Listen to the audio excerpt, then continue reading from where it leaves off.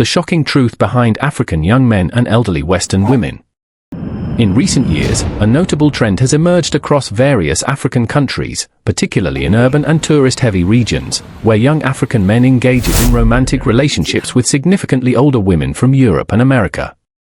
These relationships, often characterized by age and cultural differences, often driven by divergent motivations such as financial gain and migration opportunities for the men, and companionship and sexual fulfillment for the women. This dynamic has sparked debates about dependency, exploitation, and the broader socio-economic implications for both parties involved. For many young African men, particularly those from economically challenged backgrounds, these relationships offer a pathway to financial stability and, in some cases, the opportunity to relocate abroad. The men often view these partnerships as transactional, leveraging their youth, charm, and physical appeal to secure financial support. In countries like Nigeria, Ghana, Kenya, and Senegal, where economic opportunities can be limited for young people, such relationships are seen as a controversial means of social mobility. On the other side, older women from Europe and America, typically in their 50s, 60s, or older, are often drawn to these relationships for companionship and sexual satisfaction. Many of these women, who may be widowed, divorced, or seeking adventure, find appeal in the attention and vitality of younger African men. In tourist destinations like Gambia, Morocco, or coastal Kenya, these women encounter a cultural environment where their age is less stigmatized, and they are often celebrated for their perceived wealth and status. For some, these relationships provide a sense of rejuvenation and escape from loneliness or societal expectations in their home countries. The sexual aspect is also significant, as younger partners are often seen as more physically capable and attentive.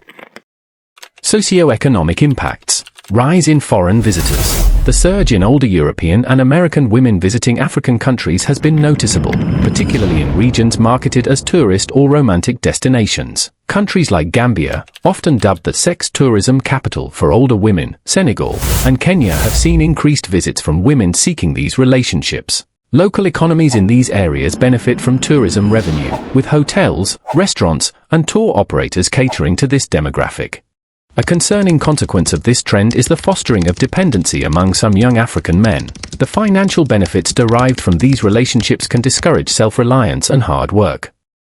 Instead of pursuing education, vocational training, or entrepreneurship, some men become reliant on the income or gifts provided by their older partners. This dependency can perpetuate a cycle of economic stagnation, as these men may prioritize short-term financial gains over long-term personal development. The relationships are often marked by significant power imbalances.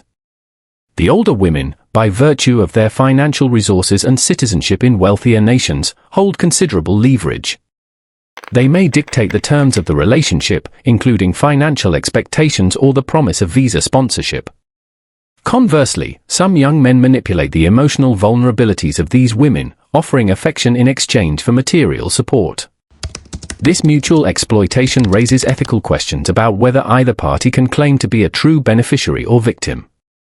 Beneficiaries and losers. Determining who benefits or loses in these relationships is complex and depends on individual circumstances. In the short term, both parties may perceive themselves as beneficiaries. The men gain financial support and potential migration opportunities, while the women enjoy companionship and sexual fulfillment. Beneficiaries. Young African men, in cases where the relationship leads to financial stability or successful relocation abroad, the men may achieve their goals of economic improvement.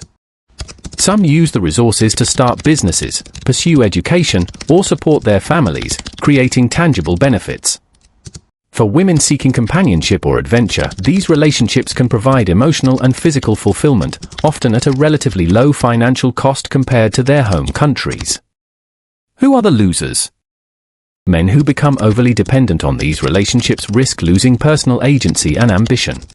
Older women. Some women may face emotional or financial exploitation, particularly if they invest heavily in their partners without reciprocated commitment. The realization that the relationship was primarily transactional can lead to heartbreak or disillusionment. Society at large. The perpetuation of stereotypes, African men as opportunistic and older Western women as desperate, can reinforce harmful cultural narratives. Additionally, the focus on transactional relationships may undermine genuine cross-cultural connections and contribute to social divides. Conclusion. The phenomenon of young African men forming relationships with elderly European and American women is a complex interplay of economic necessity, personal desires, and global inequalities. While both parties may enter these relationships with clear motivations, the outcomes are often mixed, with short-term gains overshadowed by long-term risks of dependency, exploitation, and social stigma. The true beneficiaries are those who navigate these relationships with clear boundaries and mutual respect. As this trend continues, it underscores the need for broader economic opportunities for African youth and greater awareness of the power dynamics at play in cross-cultural relationships.